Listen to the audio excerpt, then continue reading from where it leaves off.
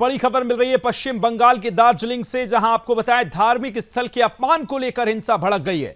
स्थानीय लोगों का आरोप है कि जिहादी तत्वों ने धार्मिक स्थल पर हमला कर पत्थरबाजी और आगजनी को अंजाम दिया है। इस घटना के बाद पूरे क्षेत्र में तनाव फैल गया है और प्रशासन ने स्थिति को नियंत्रित करने के लिए भारी पुलिस बल तैनात कर दिया गया है। यह कोई पहली घटना नहीं है जब पश्चिम बंगाल में धार्मिक भावनाओं को ठेस पहुंचाने का मामला सामने आया हो। इससे पहले हावड़ा, मुर्शिदाबाद और बीरभूम में भी ऐसे कई विवाद हो चुके हैं। 2023 में हावड़ा में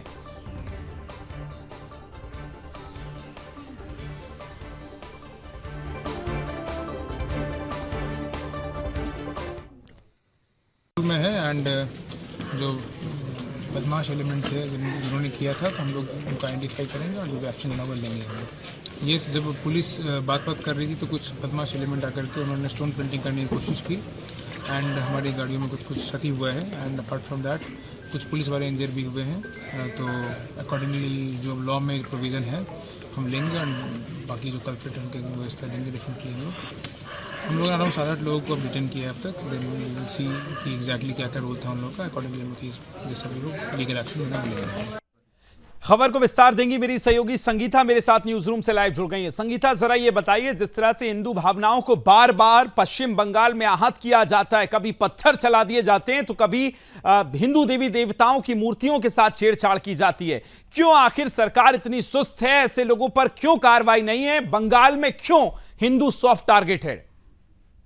जी देखिए, ये जो मजहबी हमले जो हैं ये लगातार देखिए पश्चिम बंगाल में हम कुछ दिनों से देख रहे थे, जो कि पहले जो है थोड़ी बहुत कम थी। हिंदू के त्योहारों के दौरान हम इस तरह के हमले देखते थे, लेकिन देखिए रामनवमी का भी समय है, कुछ दिनों के बाद ही रामनवमी है और वहीं जो ईद के पहले हमने देखा कि जो मालदा से जो शुरुआत हुई, मालदा में जिस तरह से हिंदुओं को खदेड़ कर मारने की धमकी दी गई, इलाके से भगाने की धमकी दी गई, हत्या करने की धमकी दी गई, पुलिस प्रशासन से कोई डर नहीं दिखा इन जो भी वहाँ पे जो मुस्लिम बहुल इलाके हैं वहाँ पर। उसके बाद आप देखिए मुर्शिदाबाद में हमने देखा, लेकिन अगर सरकार की बात करें तो सरकार चुप्पी साधे हुए है। फिर बीती रात हमने दार्जिलिंग में देखा कि दार्जिलिंग में किस तरह से मंदिर के पास गौमांस पाए जाते हैं, लेकिन इसके बाद जब विरोध प्रदर्शन होता है तो हिंदुओं पर ही पुलिस जो है FIR दर्ज करती है, 10 लोगों को गिरफ्तार करती है।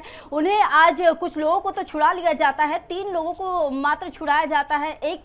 उसी में एक विरोध प्रदर्शन कर रहे एक व्यक्ति घायल भी हो जाता है, उसके पांव में चोट आई है जैसी कि खबर आ रही है, और बाकी लोगों को अभी तक पुलिस रिहाई नहीं मिली है। लेकिन जिस तरह के जिहादी मानसिकता के जो लोग हैं वो लेकिन खुलेआम धड़ल्ले से अपने जो कृत्य हैं वो कर रहे हैं, यानी कि जो कि अभी तक हम सुनते आते थे पश्चिम बंगाल में जो विपक्षी हैं बीजेपी, उनके द्वारा बार बार कहा जा रहा था कि पश्चिम बंगाल बांग्लादेश बनता जा रहा है। और ऐसा देखिए सिर्फ विपक्षी पार्टी ही नहीं, हम अपने चैनल के माध्यम से भी बार बार कहते आए हैं।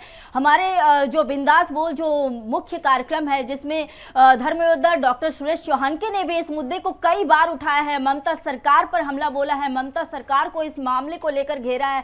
ममता बनर्जी से बार बार कहा है कि जो पश्चिम बंगाल है उसे बांग्लादेश ना बनने दे। लेकिन अब जो स्थिति है, जिस तरह से हम जगह जगह देख रहे हैं, जिस तरह से घटनाएं हो रही है, हिंदुओं पे जो अत्याचार हो रहे हैं, वो देखिए साफ सीधा यही संकेत दे रहा है कि पश्चिम बंगाल में जो है बांग्लादेशी घुसपैठियों ने अपनी पकड़ बनानी शुरू कर दी है। विकास, ये भी आपसे समझना चाहेंगे संगीता, एक बार कोई नहीं है, आपने सही कहा, हमने लगातार पूरी सीरीज चलाई है पश्चिम बंगाल को लेकर, लेकिन ऐसी दोहरी मानसिकता क्यों है? एक तरफ हम देखते हैं कि मुख्यमंत्री किसी सार्वजनिक मंच से एक धर्म विशेष यानी हिंदुओं को लेकर इस तरह का बयान दे देती हैं, फिर पश्चिम बंगाल के कई जगहों से ये घटनाएं सामने आती हैं। अमन शांति का त्योहार कहा जाता है ईद, लेकिन उसके आसपास जो तस्वीरें निकल कर आई हैं, क्या अभी कोई पुलिस के अधिकारियों से, बड़े जो प्रशासनिक अधिकारी हैं, उनसे आपकी कोई बातचीत हो पाई हो? क्या इस पूरे मामले को कब तक पकड़ लिया जाएगा? कौन लोग थे, कहां से आए थे, इस पे कोई जानकारी?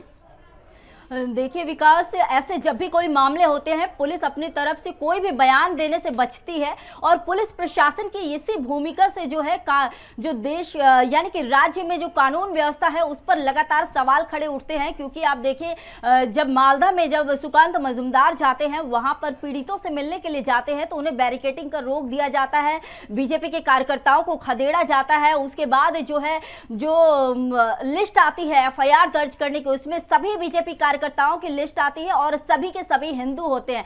यानी कि पश्चिम बंगाल में जो है हिंदू ही हर समय जो कटघरे में खड़े हो जाते हैं, और जो मुस्लिम बहुल इलाके जो हैं जहां पर मुस्लिम लगातार अत्याचार कर रहे हैं हिंदुओं पर, उन्हें कहीं ना कहीं जो है बढ़ावा मिल रहा है। और देखिए इस तरह की जो घटना है, और जब बढ़ावा मिलता है तो ये घटनाएं जो है लगातार बढ़ती जा रही है, हर दिन हम कहीं ना कहीं देख रहे हैं। और देखिए रामनवमी भी आने वाला है, रामनवमी के दिन हम इसके पहले भी देखे थे, जैसा कि पिछले साल अभी आप कह भी रहे थे 2023 में हावड़ा में घटना हुई थी। दरअसल हावड़ा में नहीं हुई थी, यह घटना मुर्शिदाबाद में हुई थी, जब शोभा यात्रा पर जो है पत्थरबाजी की गई थी हावड़ा में। लेकिन शोभा यात्रा जब निकाली गई थी तो 700 की संख्या में वहां पर पुलिस बल मौजूद थी पिछले साल।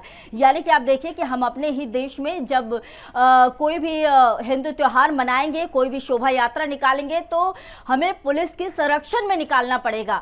तो ये बहुत बड़ी बात हो जाती है। और देखिए सरकार के खिलाफ तो सवाल खड़े उठते ही है। कल जैसे कि ममता बनर्जी ने एक बयान दिया था, यानी कि जो राजनीति है, राजनीति को करते करते कहीं ना कहीं जो है हिंदुओं का अपमान कर जाते हैं ये नेता। कल ममता बनर्जी ने कहा था जिस तरह से कि जो है हम ऐसे किसी धर्म को नहीं मानते हैं। इस बयान के बाद जो है पश्चिम बंगाल में राजनीति भी लगातार हो रही है, लेकिन ऐसी जो राजनीति है, इस राजनीति की वजह से जो है लोग जो हिंदू हैं वो प्रताड़ित हो रहे हैं।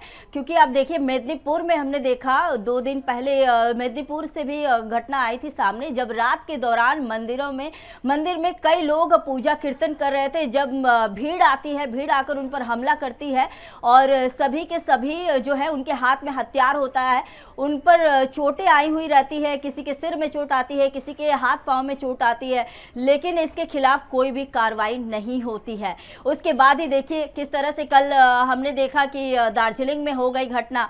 फिर देखिए एक और घटना सामने आ रही है, बागडोगरा से आ रही है, जो कि अभी तक हमने ब्रेक नहीं किया है, लेकिन मैं आपको बता दूं कि एक्सक्लूसिव है। जब वहां पर एक जिहादी मानसिकता के एक व्यक्ति ने एक हिंदू महिला से जबरदस्ती करने की कोशिश की, जिसकी एफआईआर भी आई हुई है। एफआईआर की कॉपी इस पर मैं आगे भी बनी हुई हूँ, इसमें आगे और क्या कुछ पुलिस कार्रवाई करती है या नहीं करती है।